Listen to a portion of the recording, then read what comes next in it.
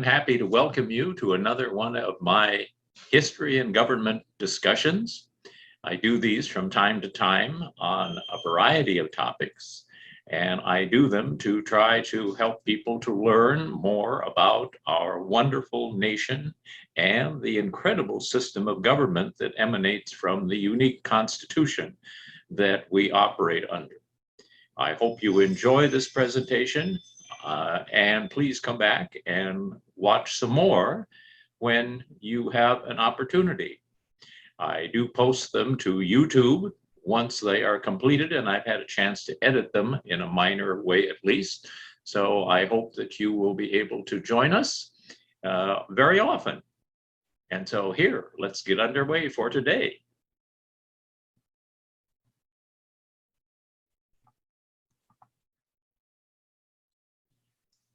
Well, today we're going to take a look at the second half of the story about the West.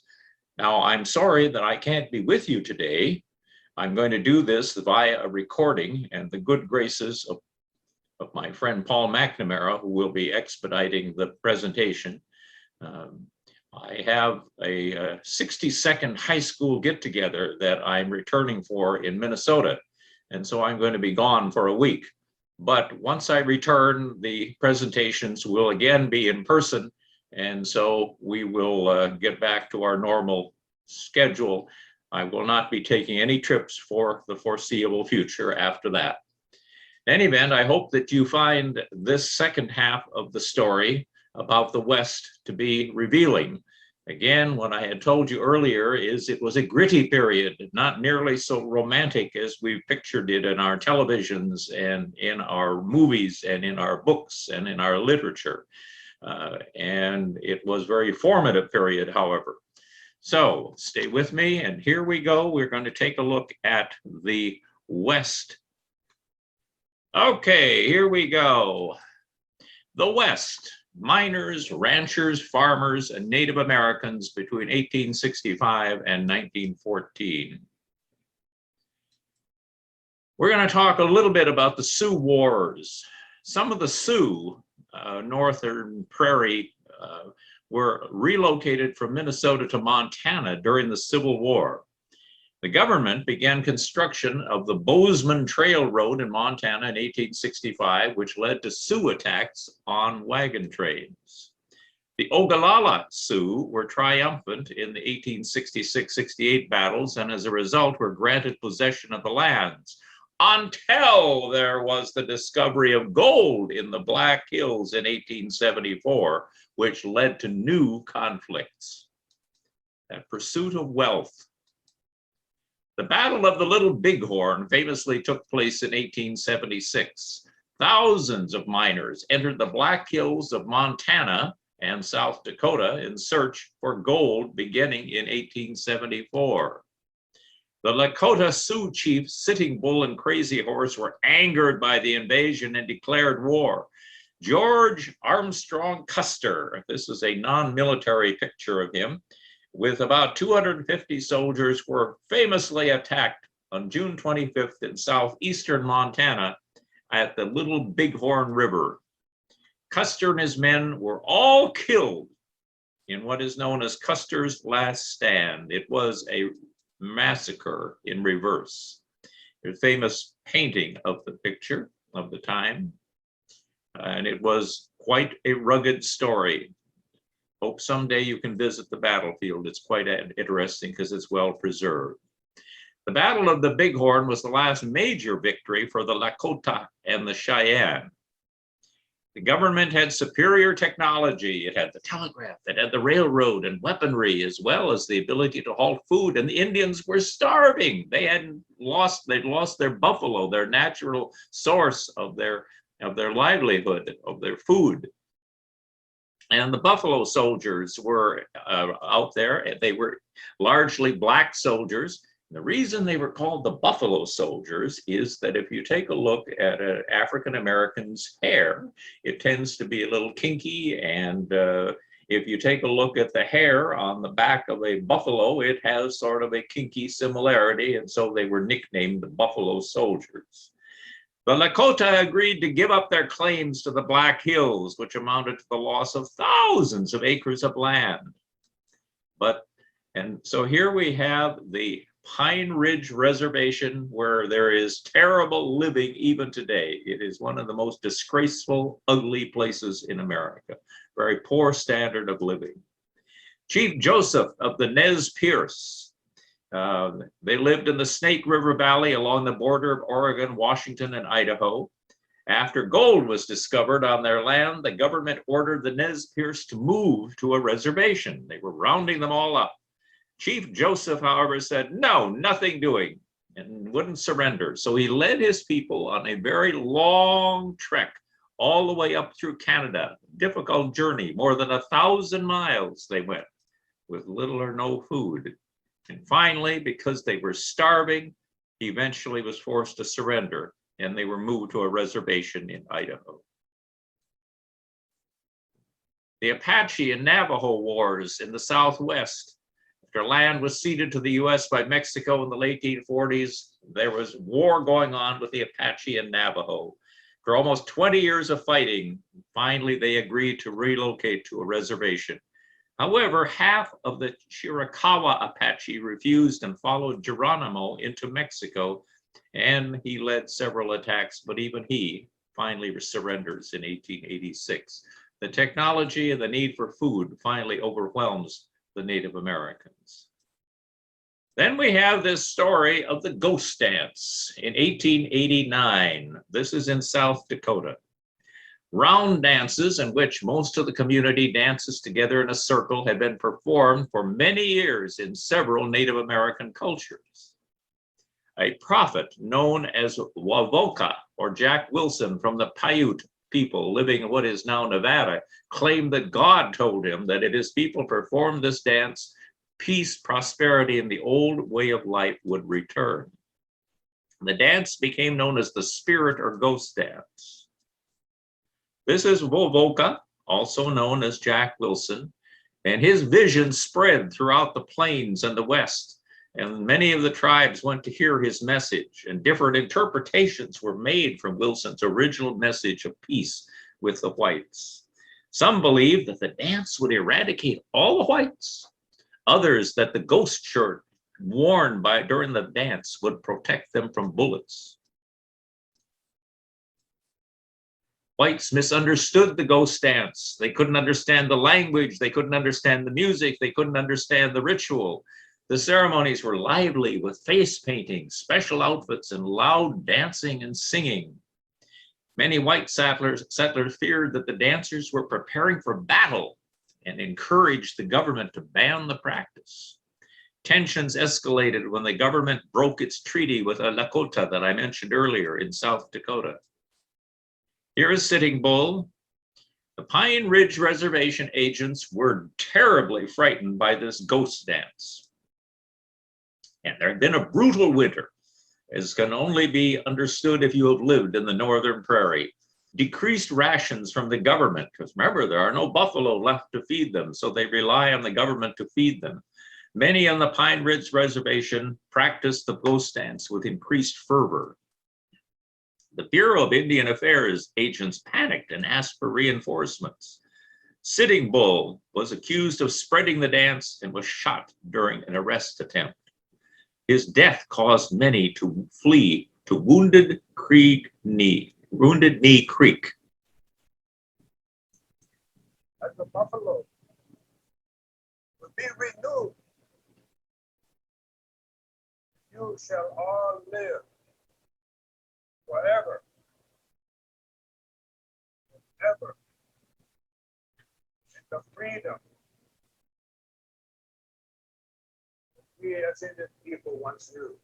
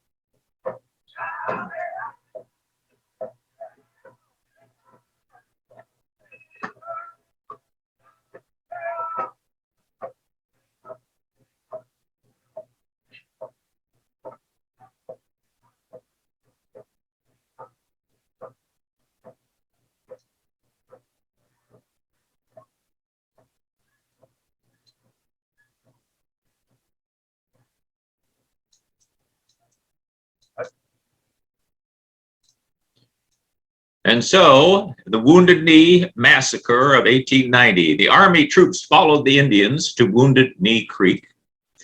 As the Lakota prepared to surrender, shot was fired. Army troops then proceeded to shoot and kill nearly 300 men, women, and children, and the elderly. It was the last violent major clash between the US government and the Native Americans, the Battle of Wounded Knee in 1890. Here's a cartoon which cleverly exposes the irony of killing Native Americans while at the same time supporting indigenous peoples abroad, which we were doing in various parts of Africa and South America. There was opposition to the treatment of Native Americans. There were voices defending them. Both whites and Indians protested. Women were especially active in protesting the mistreatment of American Indians. One of those was Sarah Winnemucca, a Paiute who gave lectures throughout the nation. Susan LaFleche, daughter of an Omaha chief, wrote and lectured.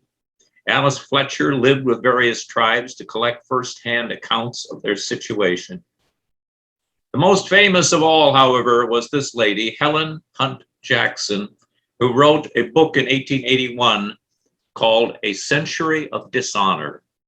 It detailed the injustice done to the Indians by the US government as well as fortune-seeking settlers. She described government policy as a shameful record of broken treaties, unfulfilled promises, as well as a sickening record of murder, outrage, robbery, and wrongs. And the book appropriately raised Americans' awareness of the plight of American Indians, though quite honestly, very little was ever done. The Bureau of Indian Affairs, an agency within the Department of Interior created in 1824, according to their website, today it manages, would you believe this, 55.7 million acres of land held in trust by the US government. They develop forest lands, they lease assets, and so forth. It's a very important, very powerful organization. This is Senator Henry L. Dawes, and he wrote a piece of legislation in 1887 called the Dawes Severalty Act, part of the plan for assimilation of the Native Americans. Its goal was to undo tribal ownership and place farmland in the hands of private individuals. Many Indians sold their land, of course, for much less than it was worth because they didn't know they were being taken advantage of. This law resulted in what many call the end of the traditional Native American way of life.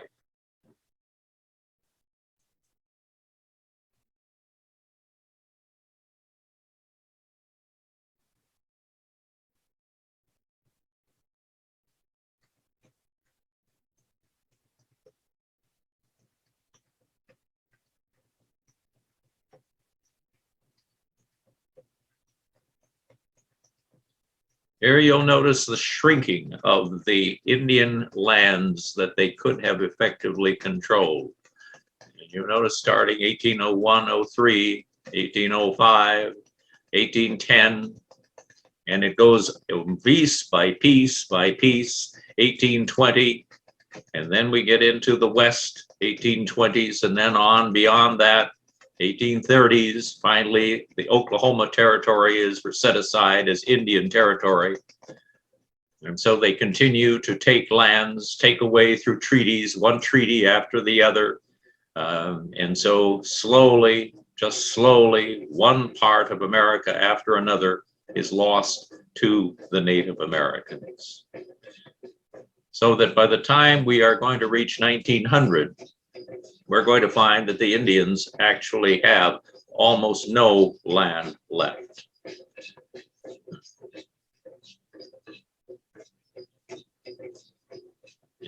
So there are a handful of reservations throughout the country.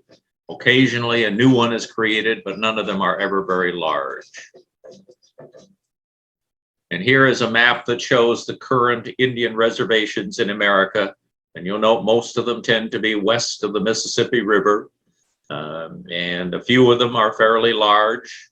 You'll notice in South Dakota, there are really 3 Indian reservations of some size.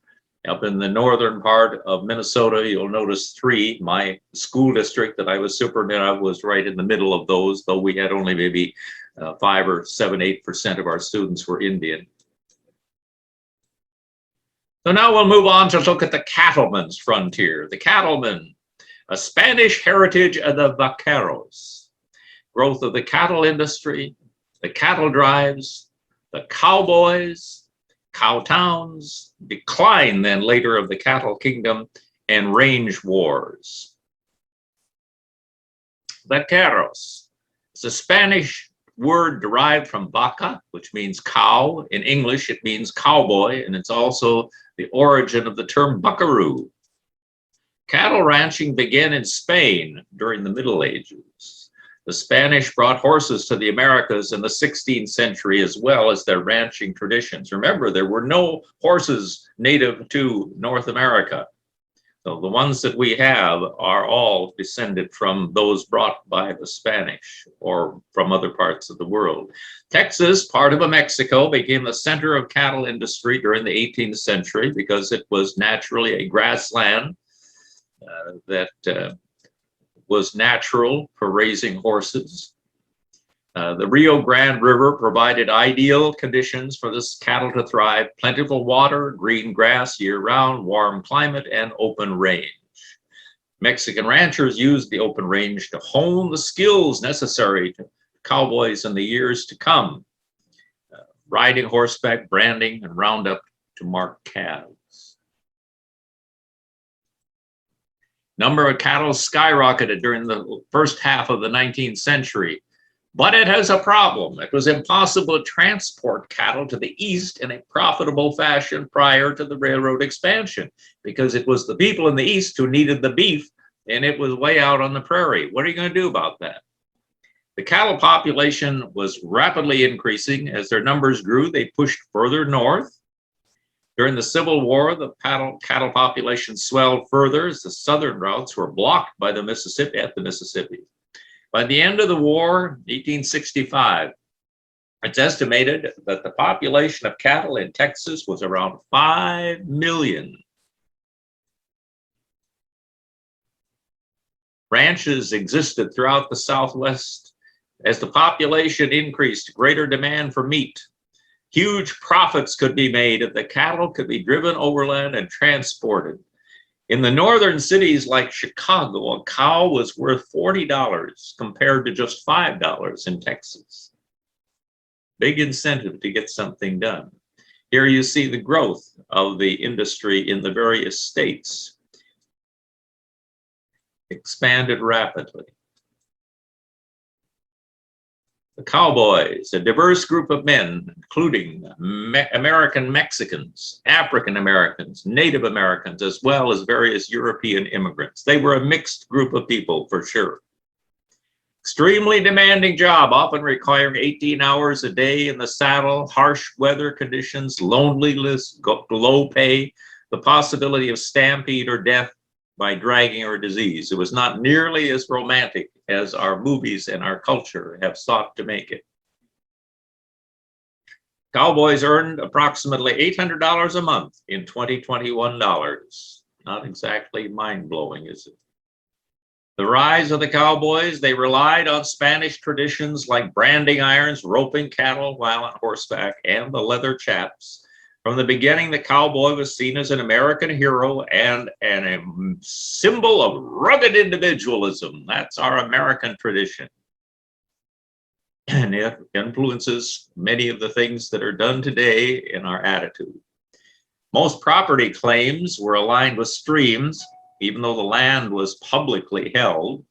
As the cattle industry grew, the cowboys spent a lot of time on their horse riding the line, containing their herds within their claimed territory. It was hard work. There were cattle drives, therefore, that took place because they had to get the cattle from where they were to the railroad so they could be transported to the east. And the railroad that was being built in the early days was, of course, up through the central part of the country. And long drive, cowboys herded thousands of cattle to the railroads. And the railroads were where the towns, railheads were where the towns with railroad depots existed. And major trails were blazed between grazing land and the cow towns.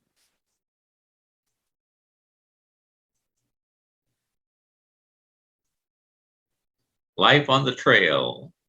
Some random pictures of what it was like.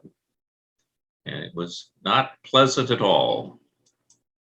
The chuck wagon, that's that picture on the right, driven by the cook, broke the trail and carried the supplies. They had to be the first one to camp, and they were the last one to pack up, and they had a big job that was important. The cook was a popular person. Activities included the protecting the cattle from wolves, crossing streams, and taming wild horses. And obviously a lot of cattle were lost along the way too.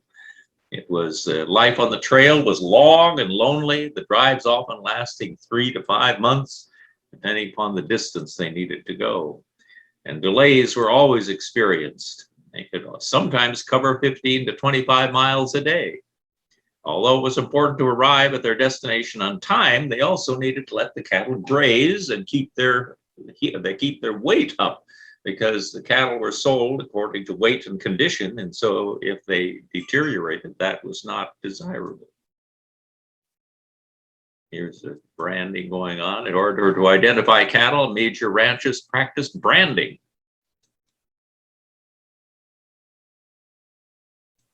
When you think of a brand, chances are your favorite clothing, beverage, or technology comes to mind.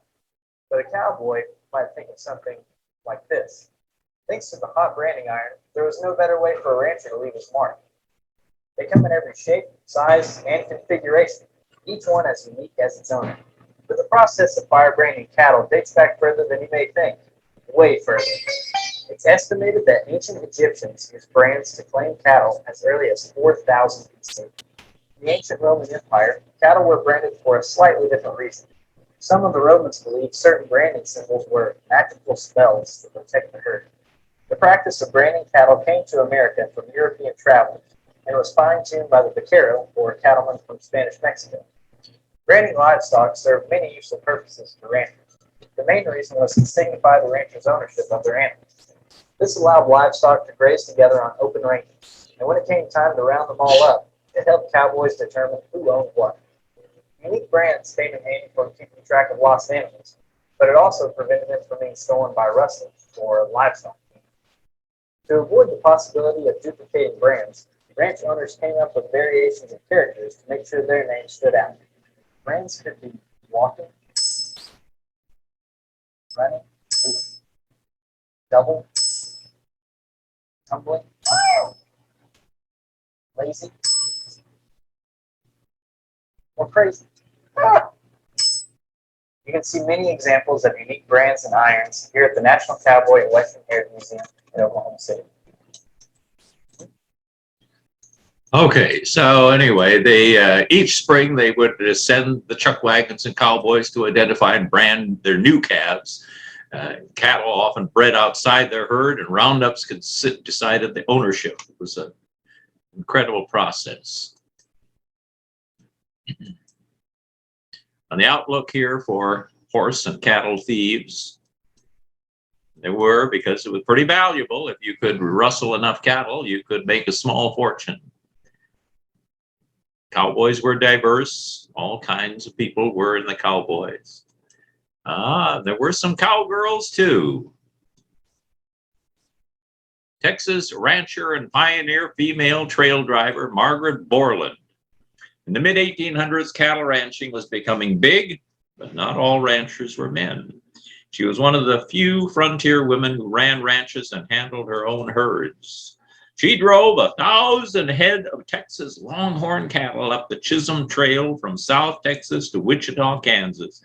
A tough trip for the 4 young children she was forced to take with her. These women on the frontier, they were tough, as you found out when we talked about women of the night last time. The cow towns were located along the rail lines. Cattle were held in large fenced pens until they were ready to be loaded on the train to the east. And of course, they were taken to places like St. Louis and Chicago, where they were then butchered and made into meat. because by shipping them live, they didn't have to worry about refrigeration. The towns had saloons, hotels, restaurants, general stores. The mining towns, keeping law and order in the cow towns was a struggle. Here we see Fort Dodge is one of the major ones, built in 1865 to protect the wagons from Native Americans and to serve as a post office. It really was a fort in the beginning, and supplying troops that were fighting the Indians. Dodge City then grew out of that as a stopover on the Cimarron Trail between Missouri and New Mexico. In 1872, the railroads came and led to rapid growth. Originally served as the buffalo capital of the West until the buffalo slaughter pretty much eliminated the buffalo. Dodge City, Kansas, notorious for the lawlessness of many of its visitors. Buffalo hunters, cowboys, railroad workers, soldiers. Gunfights were, in fact, common. In the mid-1870s, the famous Wyatt Earp was offered the job of sheriff. Ones who preceded him had either been shot or run out of town. And he was able to be successful in restoring some order, in part because of his friendship with the outlaw Doc Holliday. Here we see Dodge City Police Commission, and you see there that Wyatt Earp is the second one from the left seated. And we have famous Bat Masterson is in the back row, the second from the right. And of course, we have the James Younger gang we have to mention, Missouri-based gang. They robbed banks, trains, stagecoaches from the end of the Civil War through the 1880s. A very successful group of bandits, led by Jesse James and Cole Younger. Now, this is a very unique piece of film, and I'm going to indulge it by it's long, not so long, but this was the first narrated silent film, 1903. It's about 13 minutes long, and I have taken the liberty of providing narration to it. In the beginning, you would not have had narration spoken.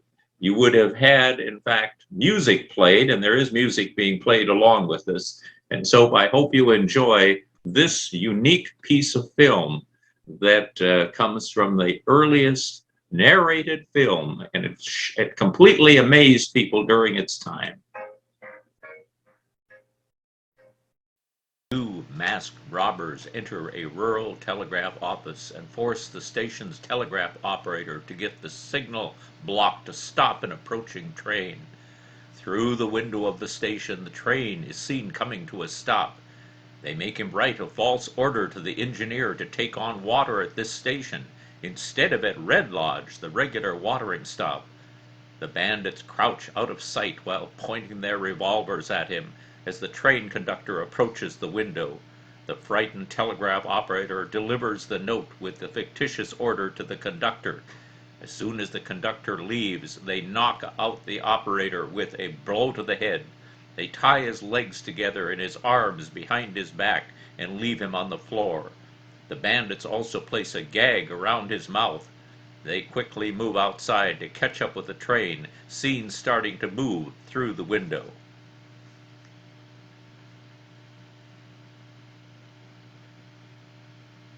The bandits hide behind the water tower near the station as the train slowly pulls up and takes on water. Due to the false order, the desperados stealthily sneak on board the train, between the tender, the car attached to the steam locomotive that carries fuel and water, and the express mail car just before it pulls away.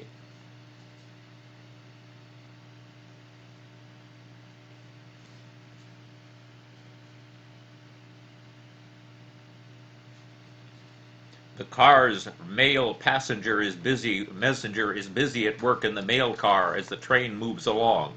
Through the open side door of the car, moving scenery can be seen.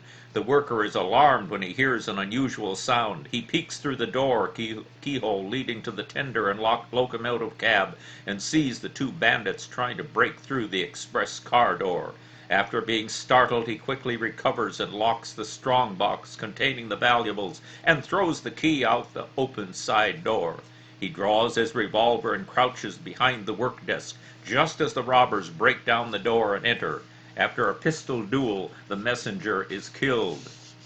While one of the bandits stands watch by the door, the other one tries to open the strong box. When he finds it locked, he vainly searches the messenger's pocket for the key. To open it, he attaches an explosive to the safe, and he runs for cover after lighting the fuse. The dynamite explosion blows the box open, sending billowing smoke and bits of money into the air. They grab the valuables and 3 small mail bags, and then leave the car through the door leading to the locomotive cab.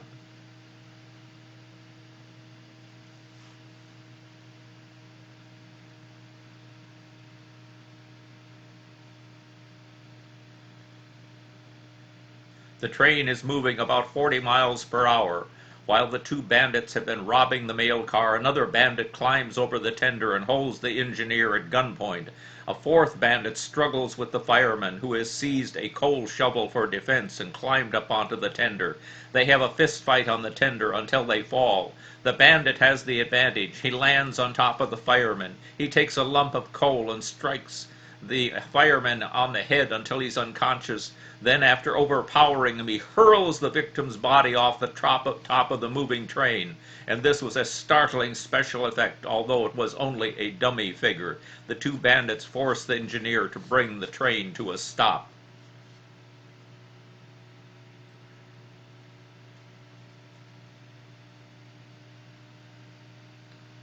At gunpoint, the engineer is forced to leave the locomotive and walk back to uncouple the locomotive from the rest of the passenger cars.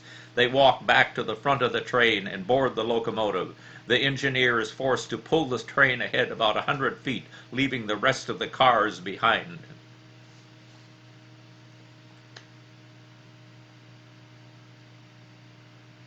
The train passengers are forced to leave the coaches. One of the gun-wielding bandits compels everyone to keep their hands up. All of the passengers are lined up along the adjoining railroad tracks. While they are threatened and covered with a gun, the bandits rob them of their valuables. One of the passengers, Gilbert M. Bronco Billy Anderson, runs away from the group in an escape attempt, but is shot in the back. After everyone has been searched and robbed, the bandits terrorize the passengers by firing their guns into the air. They make their escape to the locomotive at the front of the train. After the bandits have disappeared, the passengers rush to assist the wounded man on the ground.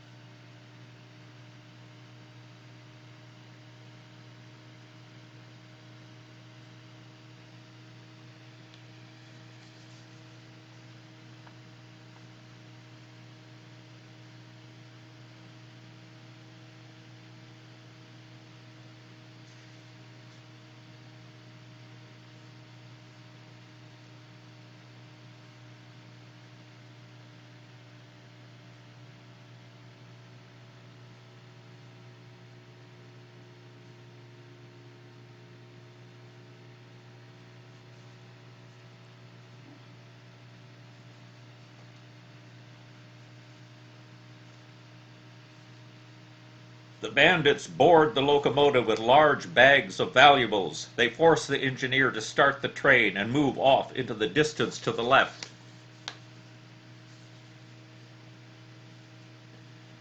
Further along the tracks, several miles from the hold-up scene, the 4 robbers force the engineer to stop the locomotive. They jump from the train and escape down the side of the hill next to the tracks as the camera pans after them.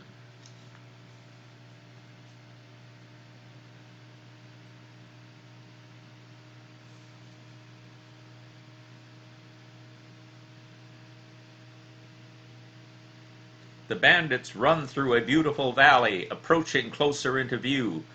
They cross a narrow stream. In a unique, lengthy pan shot, the camera slowly pans to the left where they mount their tethered, waiting horses in a nearby wood and ride off into the wilderness.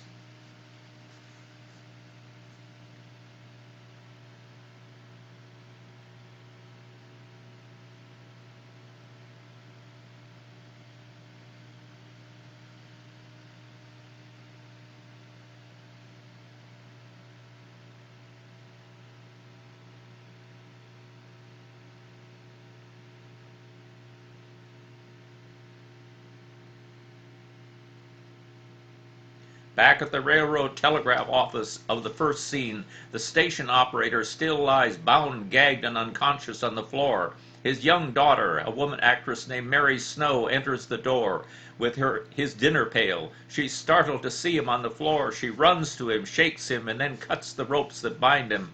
However, she is still unable to rouse him. Finally, she throws a glass of water in his face that brings him to consciousness. He is able to get to his feet.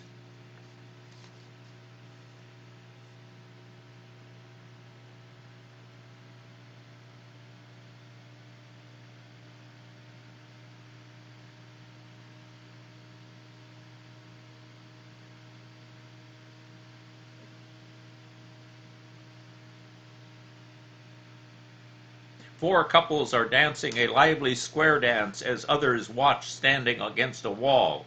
A few of the ladies' dresses are very fancy. One of the less accomplished greenhorn dancers, a tenderfoot dancer, again it's Gilbert M. Bronte Bullet, Billy Anderson again, is pushed to the center of the floor and forced to do a jig. Bystanders are amused and shoot their 6-shooters at his feet to make him dance faster. He runs from them when he gets the chance. The experienced dancers resume their quadrille. Suddenly the door burst open and the exhausted telegraph operator runs in. The film technique of an ellipsis is introduced here, a leap forward in time by the omission of non-essential material. He alerts them to the robbery that has occurred, causing an abrupt end to the dance. Enlisting a posse, the men grab their rifles and follow him out the door. They hastily leave the dance hall.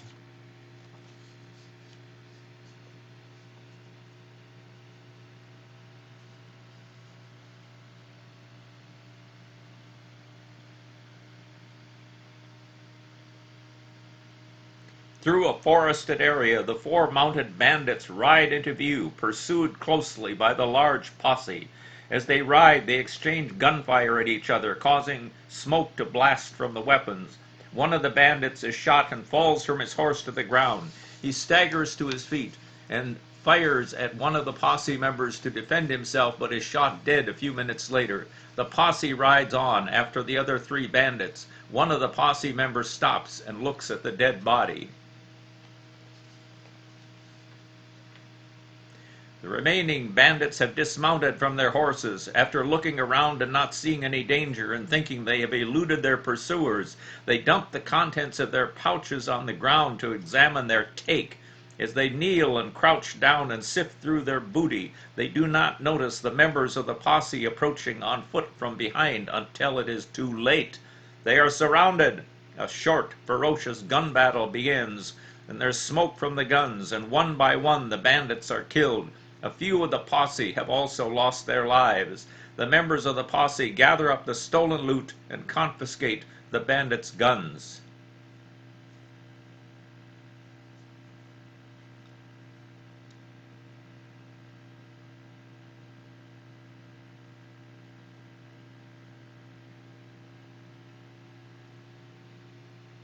The film closes with a medium shot close-up of the bandits' chief, George Barnes, with his hat pushed back on his head.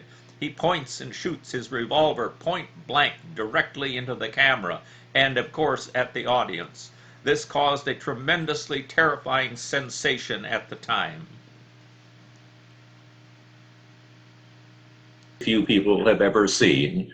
That is a unique, very first narrated film.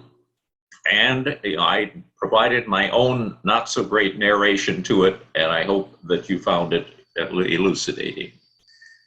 Now anyway, ranching became very, very big business. Profits soared in the cattle industry. Wealthy businessmen, of course, followed where there's wealth, and cattle barons began to be established. The 1870s to mid-80s, referred to as the Cattle Kingdom. Here's they're loading cattle here in Abilene, Kansas. Here are the stock pens that would have been there. And let me warn you, if you ever go to one of these, prepare to hold your nose because it's a pretty smelly place.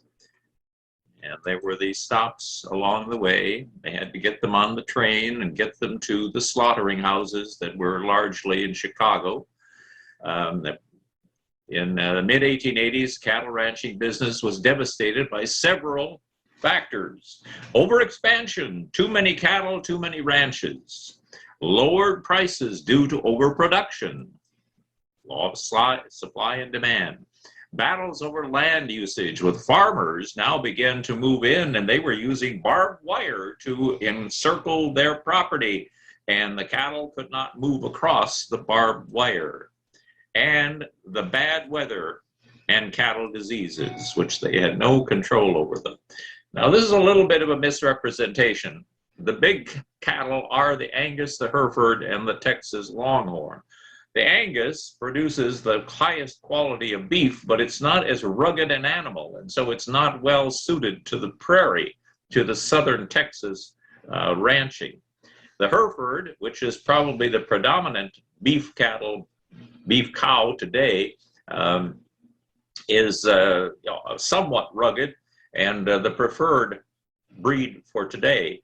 The reason the Texas Longhorn became so important is it was extremely rugged, and it could stand the weather and the conditions better than any other animal, any other cow or breed. Winter of 1887-88 is legendary, one of the coldest ever recorded on the Great Plains. In Lincoln, Nebraska, 36 days of the winter were 0 or below.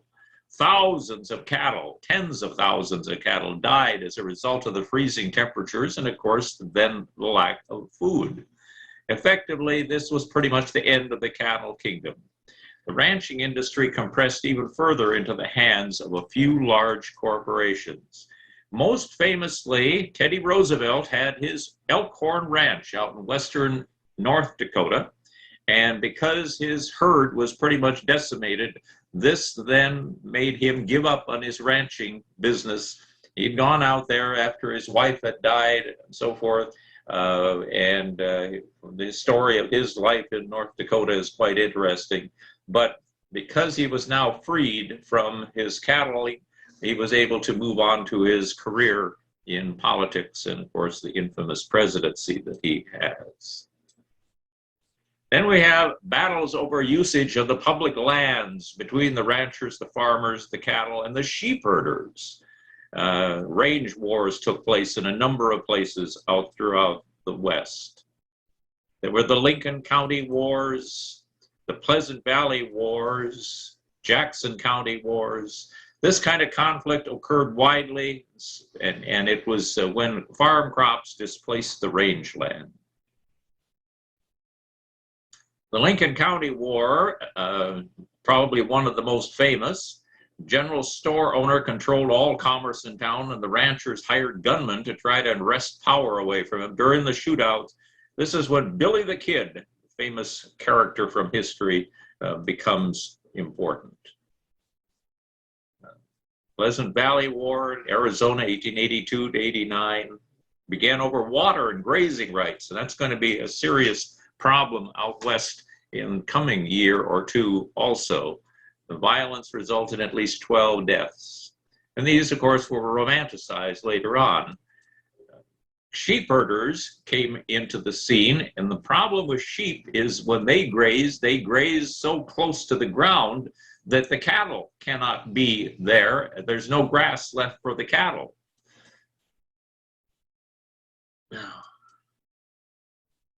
yes, with other range wars in Johnson County, this dispute turned violent as the small and large ranchers scrambled to gain control of water. Claims of stray cattle during roundups also escalated tensions. And of course, we have many famous films and novels that come out of these range wars. Cowboys and life on the plains have been romanticized probably more than any other single part of U.S. history, or maybe any world's history. Buffalo Bill, beginning in 1883, William F. Cody, known as Buffalo Bill, toured the nation putting on plays and parades that included cultures from around the world. The shows reenacted Pony Express rides, shooting exhibitions, stagecoach robberies, Indian attacks. Some well-known performers, including Chief Sitting Bull And Annie Oakley actually participated for a time with his traveling show.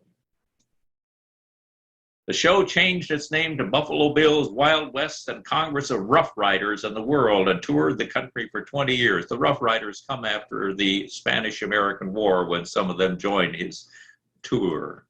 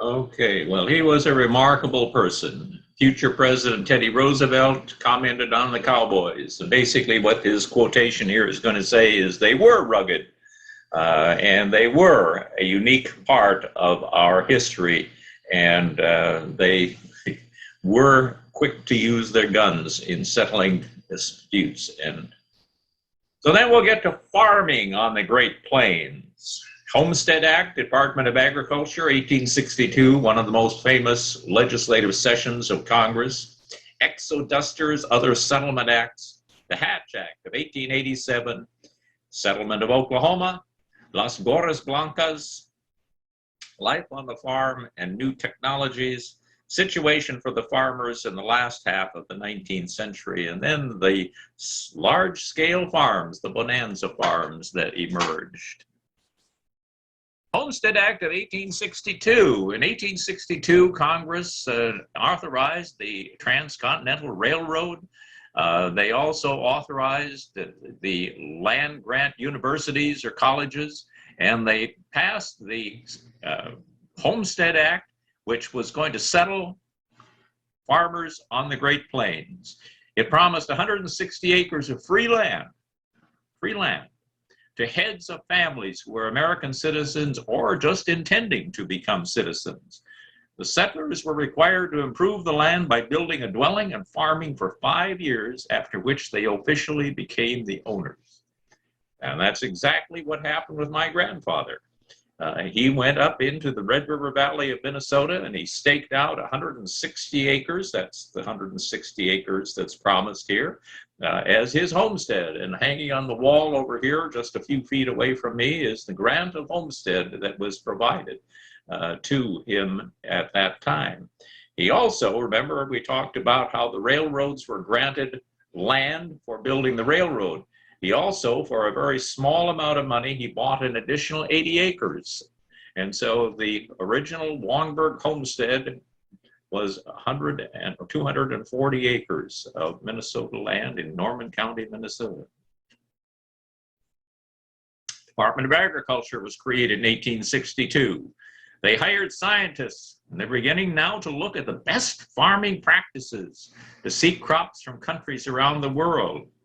A mission of them in 2007, we provide leadership on food, agricultural, natural resources, and related issues based on sound public policy, the best available science, and efficient management. The Congress hoped the Homestead Act would encourage families to take root on the plains, and they did. They moved out by the tens of thousands. Here's a cartoon of the South Dakota handing out free land, but the cartoon also shows the wealthy in front. Intended to give poorer families a chance at success, and it did.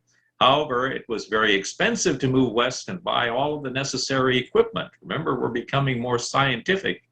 Law was written ambiguously and allowed widespread fraud and abuse. Many claims were taken up by land speculators, cattlemen, miners, lumbermen, and the railroads. Hard to imagine there's ever been a federal law that doesn't have some abuse associated with it.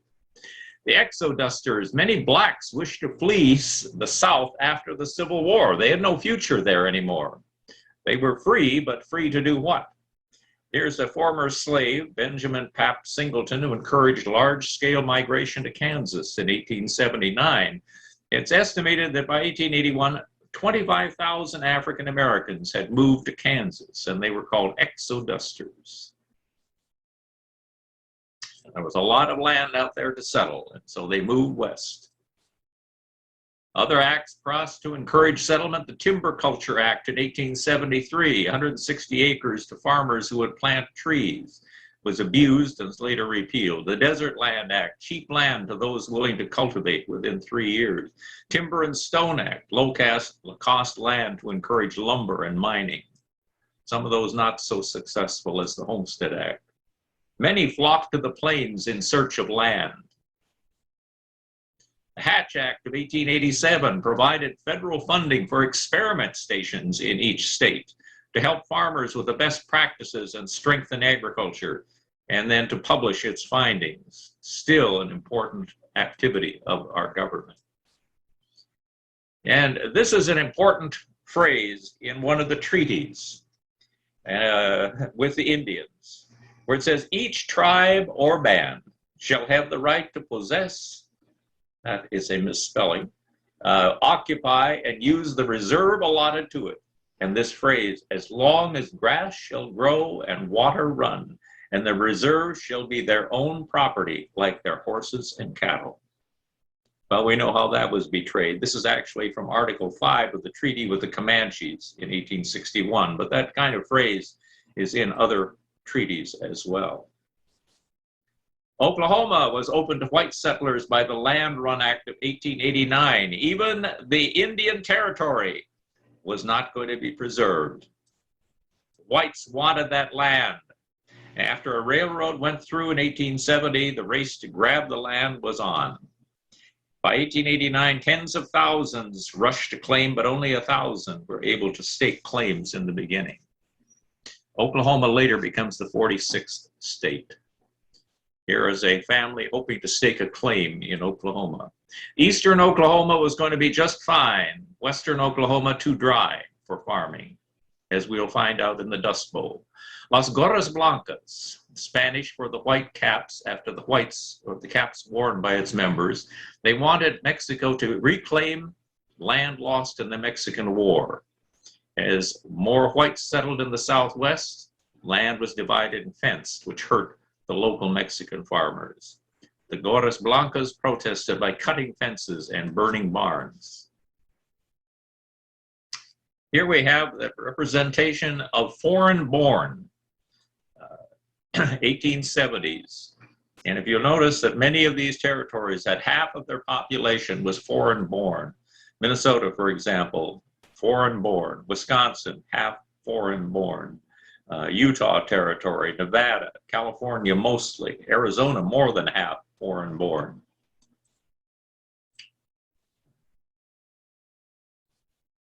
The plains were difficult and challenging to be like home. Building homes was a challenge because there weren't many trees. Some built dugouts, little structures literally dug into the ground. Others took clumps of sod and piled them up with grass and roots known as sod. And then they piled them up and made what are known as soddies. They were dirty, with rodent infested very often. Just not very pleasant places. Life was difficult on the farm. Weather conditions could be harsh in the summer and the winter both. Summer brought insects that would destroy entire crops, as well as prairie fires. During the winter, rain and cold winds would leak into the homes, and there was a lack of firewood to burn. And so what many of them did is they burned manure. Interesting that it does burn quite well. Cow pies. Women on the plains had a rugged life. They were responsible for making clothing, shoes, quilts, cooking, cleaning, doing laundry, making the dwelling at least somewhat comfortable. They made soap and candles from the animal fat. Nothing was wasted. And they preserved traditions from their homeland in the new territories. And they were essential to the settlement of the plains. Sod busting, plowing the fields of thick grass was labor intensive. Beginning in the mid-1800s, new inventions made farming easier. For example, John Deere's plow that would turn soil relatively easily. But they were expensive, and so they had to pay with borrowed money in order to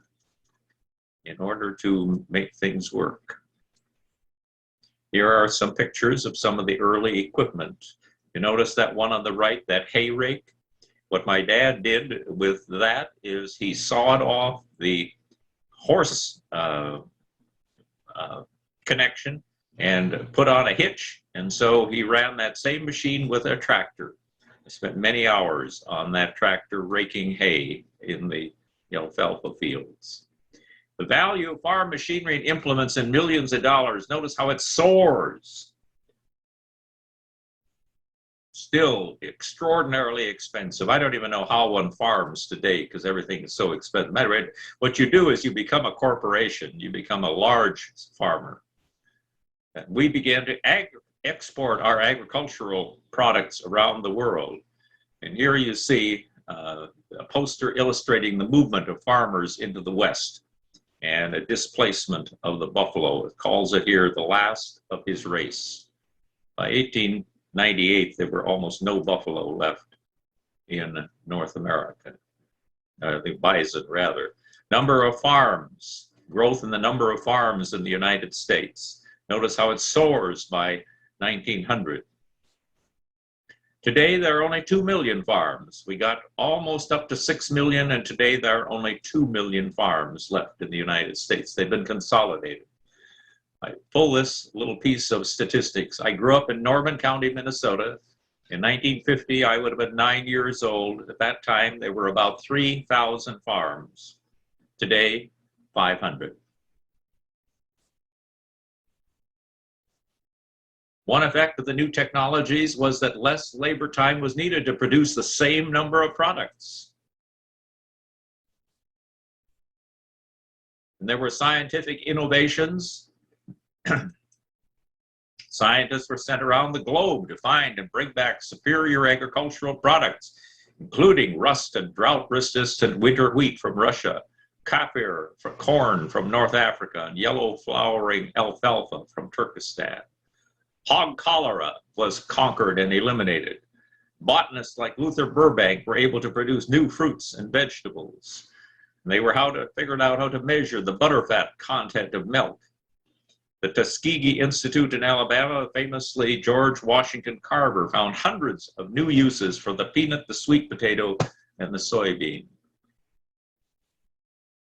The land-grant universities were established in 1862. Remember, I mentioned the famous congressional session of 1862, and they became centers of research in scientific farming, and every state was to have one.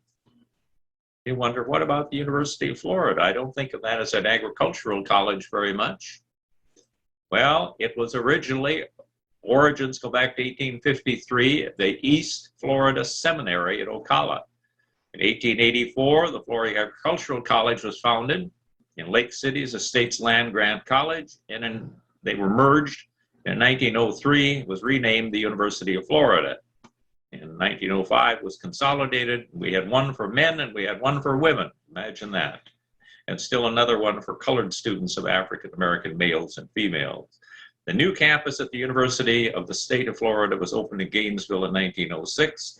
And in 1909, it became the University of Florida. And I don't know for sure, but I guess they must do some agricultural research there because that is their mandate. Farmers were affected by the innovations. One of the unintended consequences of the agricultural research was lower prices on food. Farmers were able to increase the amount of crops they produced, which drove the market down, ultimately hurting the farmers.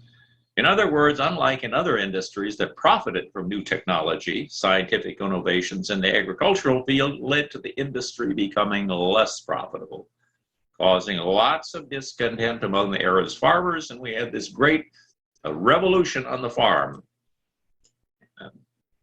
Farmers shown as poor, begging from the wealthy industrialists and government officials. We had populism that comes about in the 1890s as a result of that. And William Jennings Bryan and so forth becomes the presidential candidate. Famous poem, when the banker says he's broke and the merchants up in smoke, they forget that it's the farmer who feeds them all. It would put them to the test if the farmer took a rest, and they'd know that it's the farmer that feeds them all. Acres of farmland. Notice you can add 6 zeros to that. We had lots of land under cultivation, and a lot of this is a mistake because the further west we go, the drier the land. And so we're farming land in western Oklahoma and western Kansas and western Nebraska and in parts of Texas that is too dry to support agriculture. And we're going to wind up with a dust bowl when the moisture dries up. Here is a series of maps that show the more farms. This is the growth of farmland 1850 to 1997. Notice that we don't have much at all west of the Mississippi at that point. This is 1850. And this is then by 1860. And then we get to 1870. Now we're beginning to move west further. By 1890, we have a large number of farms off to the west, and this is when the problem begins to develop because you can still sustain agriculture in the area that you're showing right here. But when you get further west, you cannot sustain normal agriculture.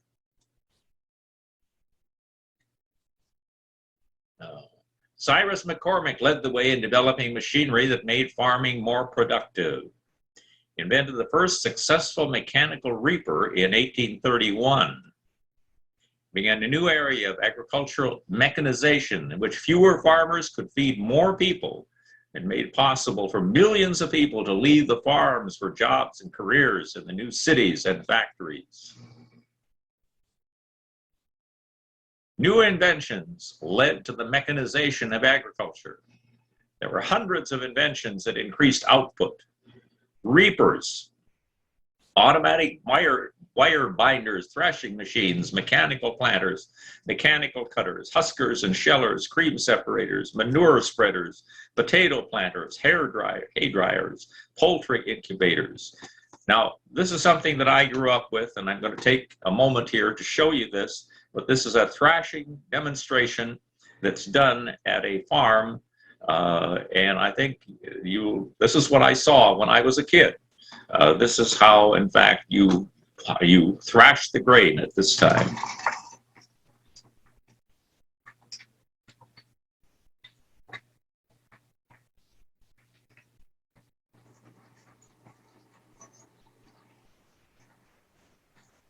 I'm Bob Forbes. I'm a member of the board of directors here of the Friends of Schumacher Farm Park. But today, I'm an old freshman. And it's great pleasure for me to tell you a little bit about the machinery. This steam engine is a beautifully restored Minneapolis engine, 20 horsepower. It's owned by Steve Ruddebush, and his son Tyler up here is at the controls right now. This engine was built in 1922. It's fired either by wood or it can be fired by coal. It consists of a firebox at the back end of the engine, a main boiler that runs the full length almost, and then at the very front is called the smoke box, and you can see the smokestack up there at the top. That revolving device there with the balls on it is the governor, and it makes the engine respond to different loads very quickly. It turns out that the steam engines were one of the best power sources ever for threshing machines. First thing I would like to have you notice is that the belt that connects the engine to the threshing machine is crossed. You can see the cross right there. And the reason for this is that the engine is turning in this direction, but the cylinder on the threshing machine has to turn in this direction. You'll notice at the top, those three things that are crashing like this, they're sharp knives, and they're used to cut the strings on the bundles they're going into before it goes into the threshing machine itself. The heart of the machine is right here, and it's the cylinder. It's 28 inches wide in this particular case, and it has a series of what we call keys, or we call them cylinder teeth, that are rotating like this. And in between those teeth, there's a series of stationary teeth that passes, so that the rotating tooth passes between. And as the grain hits that, it tears the bundle all apart, knocks all of the seed out of the seed pods, and creates a whole bunch of combination straw, grain, and chaff. The rest of the whole machine is devoted to just separating out the chaff and the wheat from the grain that we want to contain. This gives you some idea of the machine, the shakers that I'm talking about. And inside there's a blower that is blowing the final straw out here. There are several different manufacturers that made threshing machines during the 1900s, early 1900s. This one happens to be an Avery separator. Now let's go down here and see if they're about ready to put some grain in. This is what we call a bundle of grain. It was created by a device called a binder. When we first bind these things, we take 9 bundles, set them up like this around here, and we make a small thing called a shock. And these then stay in the field for a couple of weeks to dry out and to mature when necessary, and then they can be threshed. These would be loaded onto bundle wagons and carried in, usually drawn by horses. We had horses that would be trained to come in along either side of the threshing machine, and the horses would be quiet. They learned that it's not going to hurt them, and we could do that. Today, it's hard to find horses that are trained to do this. On a good day, a threshing machine of this size can thresh about 2,000 bushels. One of the things we've lost in the interim here is the social aspect of threshing. Farmers grouped together when it came time to thresh, and they would work for each other. At the end of the day, the women folk at that farm would create what's called a thresherman's dinner. That thresherman's dinner was meat and potatoes special, with apple pies and all kinds of good things to eat. And I have never seen people go away hungry from that dinner. And it was a social event as well as anything else. This lasted until about 1940. And about 1940, we were beginning to develop a device called a combine. Now, a combine might, as you might imply from the name, combines the function of harvesting the wheat and threshing the wheat all at the same time in the field. All of the small grains, wheat, oats, and barley, are harvested by the use of a combine today. As a result, we've lost a lot of the sociability, and a lot of the camaraderie, and the good eating that took place back in the 1920s and 30s, but we're very, very efficient about doing it. It takes much less manpower, and we produce an even greater amount of product as a result of that. Well, that's a quick overview of the machine, what we're about today, and we're looking forward to having some fun this afternoon.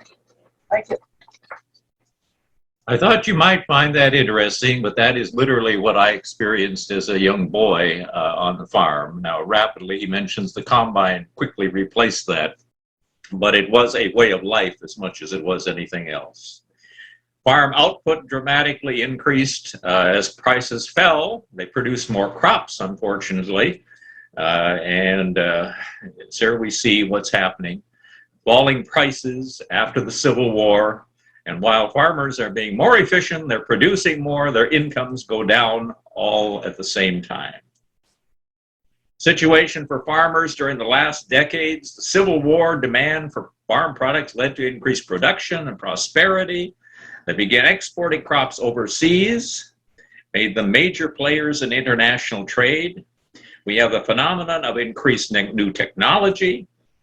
The same time that U.S. farmers expanded crop productions, nations such as Argentina, Canada, and Australia also began large-scale farming, and it flooded the world market with many farm products and led to a drop in crop prices. It's a crisis. It was a big problem. The situation, as farm income dropped, farmers blamed businessmen, railroads, and Wall Street. They began organizing. New parties began. And they began to see the existing Republicans and Democrats as tools of business and hostile to the needs of agriculture. The issue of free coinage of silver became a key demand for the farmers. Alliances with labor unions began to take place. Here's what happened with the price of bushel per year. It went from over $2 a bushel in 1866 to less than half a dollar in 1896. As of June 29th this year, it was about $6.50 per bushel. Value of farm machinery and implements, of course, that went way up dramatically. And we had number of man hours needed to produce a crop. It become much, much more efficient at what we're doing. It's not. And so life on the farm has been idealized over the years, just as we romanticized the West, that we've talked about more early in our literature and in our movies and so forth. Life on the farm was talked about as this bucolic, wonderful, gentle way of life. And it was a way of life. It was a way of life. Farming, however, gradually turned into big business towards the end of the 19th century. We had bonanza farms. As a matter of fact, my master's thesis is a description of certain bonanza big farms in the Red River Valley of Minnesota during the late 19th century. So that is the story of the West. Now, the West, a big topic. It's taken us 2 sessions to take a look at it. I hope you have enjoyed this. Sorry if I indulged you in a somewhat long couple of videos, but I think this story needs to be told, and I hope that you didn't get too impatient listening to it. So anyway, thank you so much for spending some time with me, taking a look at an important part of American history. And I hope that it's given you a little additional insight and understanding of this very crucial and important part of the history of the United States of America. Thank you very much for your time and attention.